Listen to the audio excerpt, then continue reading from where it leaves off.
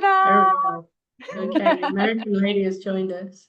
Well, Excellent. thank you for joining us in June's frequently asked questions section, webinar even. I'm just going to admit someone else in. Excellent. We've We not were had worried we'd be asking ourselves frequently asked questions, so this is great. we've not had a massive amount of questions submitted. So what we're going to do is we're going to just sort of go through a couple. But before we do that, has anyone else got one that they'd like to ask us quickly? Yeah, let's go around the folks. Okay, well, if we just start off with a few of the questions that have been submitted to us then. The first one was, if I take a water sample and I don't want to sample it there and then because of foul weather or stormy conditions, how long can I keep that water sample for before I then test it? Laura? Oh, 3 weeks? No. 2 days? I'd probably go for an hour.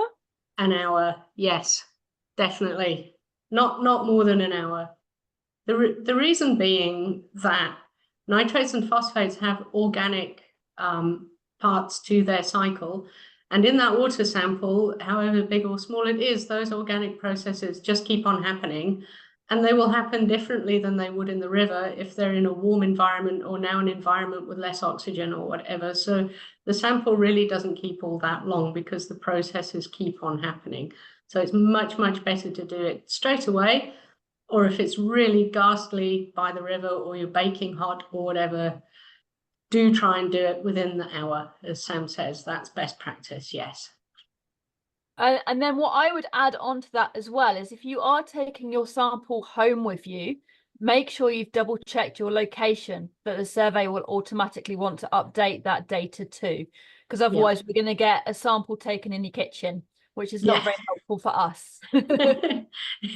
When we come to verify your data, we have a problem when we see that it's in your kitchen because we don't know exactly which watercourse or where exactly you took that, and then we need to email and find out, and it all gets to be quite a thing. So yes, just check your location before you leave the spot. That's the idea. Question number 2 was, if I accidentally underfill my tube or overfill my tube, what should I do? I'd say quite simply, take another test. Don't be shy, just to get another tube and take another test, because that data is far more important than the waste of a tube. Yeah, always. The whole thing about citizen science, what it rests on is everybody doing everything properly, because then we can have complete confidence in the results. And we have to know that nobody's doing it with half a tube or an overfilled tube or doing it some other way other than what is the best practice. And that is an absolute foundation of citizen science, that what we have is a robust, repeatable test, but everybody must do it exactly the same way. And then you can compare the results all around the world, up and down the country, all around the world, results from 2015 with results from yesterday, because you know it was done the standardized way. So that's why that's important. Consistency is key. Consistency, yes. No lumps. Laura, have you got one as well? Yeah, I looked in my cupboard the other day and there were a whole bunch of test kits that I'd forgotten about. Can I just use those? Is that okay? I don't want to waste them. If I look on the date though, they expired last month. What should I do? Please do not use them. Ask for some fresh NMP tubes. Just message us at water@earthwatch.org.uk. Get some new tubes from us. And then if you fancy sending them back to us, we are always in need of old expired test tubes, because we go out to schools and we use them to demonstrate with the children or at fairs, so that we can spread the word of what we're doing, and we're not wasting in-date tubes. Yeah, it goes back to that consistency thing again. If you use an expired kit, you don't know if the results are comparable. And we've actually had a situation where somebody took a test and it was much, much lower than they expected it to be based on what they found in that area previously. They opened a new packet, did the test again, and they got a reading that was much closer to what they would normally expect to get. So it really does make a difference if those kits have expired. Yeah, so don't use those. Use them before the sell-by date, like everything else in the fridge. Cool. I had wondered what the reagents in the tool in the little test kits are, and whether they're sensitive to how they're treated. You know, exposure to the light, or this time of year, you know, if they're in a hot car, Yeah. And get heated up, how sensitive they are. I think they are quite sensitive, Frank. Yeah, it's much better to keep them in a cool, dark place. I don't think they need to be kept in the fridge necessarily, but they shouldn't be kept in, they really shouldn't be left in the car. Because cars, as we know, they heat up beyond all sensibleness. So yeah, I'd rather keep them in a cupboard or a drawer in the house somewhere, where they're ambient, rather than and also in a dry place if possible, because if they do get damp, if you've got a packet that's opened and maybe the pin isn't properly in the tube or something and they get damp, they'll start to react. So yeah, it's a good question. I'd say check the tube before you use it as well. Make sure that reactant is white, hasn't changed color. Make sure it's still loose and fluffy. If in any doubt, just don't use it. Open up either a new pack or ask for some new kits. Yeah. Sam, do you find when you're checking the color, it's better to be in the shade or in the sunshine? In the shade. I'll try and use my own shade to have a look, because otherwise the glare, because I've got my cards laminated so I can never see off the glare. But no, Okay, I get a much clearer reading if I'm either using myself as a shade or in the shade. One thing happened this month, we couldn't do it on our Sunday, and I've got how is it worth doing it later in the month, or is it just not worth it? Is it better to just stick to the standard day, or I mean, if you can't make it? First prize is if you do it within that sampling weekend, I would say, Sam. I mean, on the day is gold star. Between the Friday and Monday is sort of silver star, and then runner-up medal is any time, because the data is still on the database. But if I want to analyze the results for that particular weekend, I will only use the ones between the Friday and the Monday, because that things, as you know, things in the river change very quickly. The weather can change, there can be a discharge, different things can happen. So to make sure that we're comparing apples with apples, we close that time window to the sampling weekend. But if there are, you know, life happens, and either you could wait till the next sampling weekend, but if you want to go out and take a sample, do take it anytime. We will pick it up, it will be on the database, but it may not be, well, it will not be included in the results for that particular sampling weekend. So it won't be ignored though. Right. Well, another question that I get asked so often is, I've lost my measuring cup. Can I just take my test without it, or do I need another one?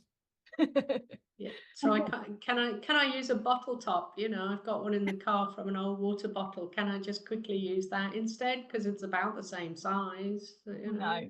No. So that little cup, the little line will bring you up to 1.5 milliliters. It's a very specific volume of liquid that needs to be added to that very specific quantity of reactant in our tubes. So they need to be the same consistency for everyone, and we're going to get results. So if you've lost it, email us and we will send you another one, but we might give you a slap on the wrist.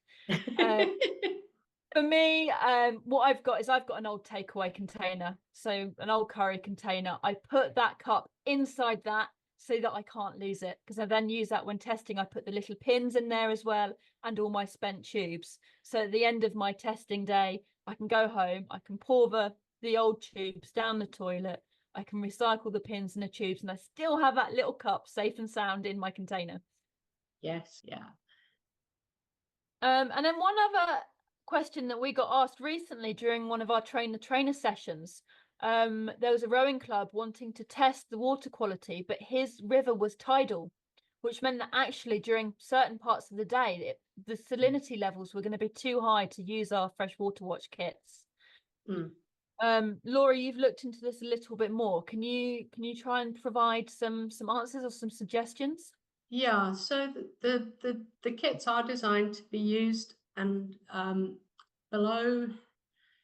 Now, of course, the number has fled my brain, but I think it's 1 part per 1,000. But below a certain threshold salinity, let's put it that way. And I will get back to you with the actual parts per million or parts per 1,000 that it is.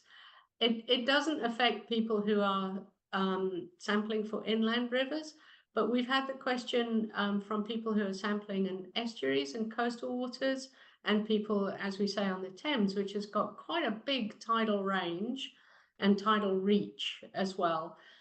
So what we suggest that people do in that instance, and I will remember the threshold eventually, but you can buy online for about £20 a piece of aquarium equipment which will test salinity. People who are keeping tropical marine fish use these things to make sure that their tanks are within the range that is safe for the fish. You can buy it from Amazon. It's not very expensive.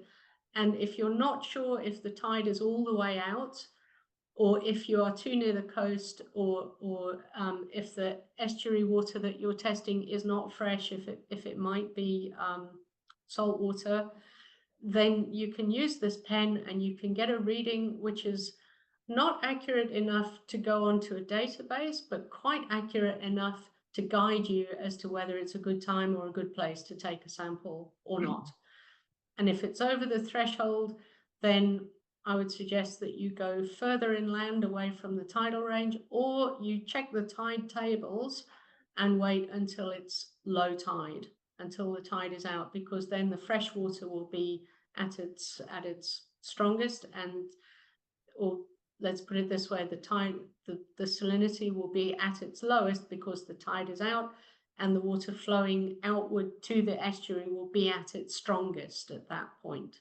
So yeah, that's what I would suggest. Well, I have one question as to whether there are any plans for updating the survey form, which the survey form is really accessible, and it's great that we can do it through ArcGIS. I think it is one. Is it 123? I can't remember. Yes. Yeah.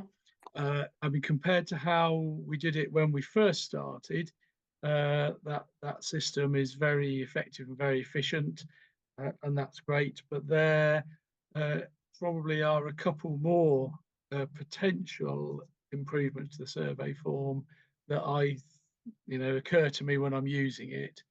So I wonder if there are any plans to update that or not. I'm not certain at this point what the plans are. I mean, it's something that's often under discussion. We're constantly revising things, usually in response to suggestions and queries. And that goes for the manuals and the training material, the videos, all of those things. We, from time to time, do review them and update them. What would be great, Frank, is if you could email us at that water email address and just point out where it is that you feel that the form isn't really functioning as well as you'd like it to, where something additional could be better, or some sort of upgrade. We have spoken, for example, I think Sam often mentions the photos that are on the form are not the easiest to look at, to compare the conditions that you're looking at. I think it's the algae pictures and so forth can be quite hard to see on a phone, especially in bright sunlight. So we're looking at ways to try and overcome that. But if there are other points where the form doesn't make it absolutely easy for you to complete it, we'd love to know about that, so that when we do an upgrade, the important thing is not to do it too often, Yeah. because people enjoy using the same thing every time. It confuses people or can surprise people when something has changed. So we'd prefer to do a whole lot of changes all at once if we're going to do that. So it would be great if you could let us know, what it is that needs attention. I tend to find I fill in the form and I think, oh, it'd be nice if that changed, and then I drive off from the site and forget all about it, and the next time I'm there I'm doing the same thing. But Yes. there are a couple of things that immediately spring to mind. One is every time I go to a site I have to type in the full site name, Okay. but the system has already picked up through the GPS where I am, and I'm wondering if it could give me a sort of drop down of site names currently on the system to say, is this your site? Okay. By the time you've typed Four Shires Brook near Caldecott Farm for the umpteenth time, I mean, on that and note, we would like it if people would choose the sort of shortest, punchiest site names possible, because sometimes the GPS coordinates can vary slightly if you don't stand in precisely the same spot every time, and you can't do that. So when we come to try and do a temporal analysis of all the readings from that point, say over 6 months or a year or so forth, if the site name is not precisely the same, it's very hard for us. Sometimes we can see on the map and we can select using ArcGIS, but if we're working in a database and we would like to sort on the site names or on the coordinates, it gets tricky if they're misspelled, or one day I'm below the bridge and the next day I'm next to the bridge and the next day I'm down from the bridge. It's the same spot every time, but the name has changed. So that's why I've been on the same. I've been on the system and looked at the data points that I've put in, and no kidding you, there's probably a 40 or 50 meter spread of what the GPS has captured as a survey point. Yes. For me, they're always the same survey point. You get to the bridge, you walk slightly down the nettles, it's always the same survey point. But so I do appreciate that as a problem. Some of that is down to how quickly and how well your phone acquires the satellites, or the satellite acquires the phone, which way it is. And different models of phone do things differently. On some surveys that I've worked with, it will show you the accuracy that is that the satellites are acquiring, and we have asked people not to select their coordinate until it's, say, better than 5 meters or something like that. But that can take time, and people don't always have a lot of time, especially if it's freezing or raining or something like that. So the other thing, I mean, as the people facilitating the citizen scientists, one of the things that we need to do is prevent people feeling anxious when they're doing the test. It's a horrible thing to be doing something and not know if you're doing it right. You want to know you're doing it right, and the way that you know you're doing it right is through clear instruction. So anything that's ambiguous, we need to sort it out, because it's not a nice feeling to be doing something and then think, oh, hang on, this was all very clear when I watched the video, but now I'm not quite sure, and I don't know if I'm doing it right, and what if I get it wrong, and what if the data's rubbish? And that's not why you're out there on the riverbank. You're there because you want to contribute to something, but you want to feel relaxed while you're doing it. So all of these points that make a person wonder if they're getting it right and if things are okay, we need to get that sorted out for you. Fab. Well, if there's nothing else, should we wrap it up there? Thank you so much for these questions. It's always nice to interact with people, and that are actually out there doing it. And yes, thanks for coming and for coming with questions, because that's what we were hoping for. We were a bit sad earlier when we didn't think anyone was coming. So you've cheered us up. Next time. Good. And you've helped future citizen scientists, because we'll put this video up where people can find it, and hopefully they'll be able to answer some of their questions too. Yeah. Thank you, everyone. Thank you, Laura. Thank And you. our next frequently asked questions webinar is going to be on the 31st of July at 1:30 p.m. Great. Thank you. Lovely. Thank you so much. then. Thank you. Bye. All right. Bye-bye. Bye. Bye.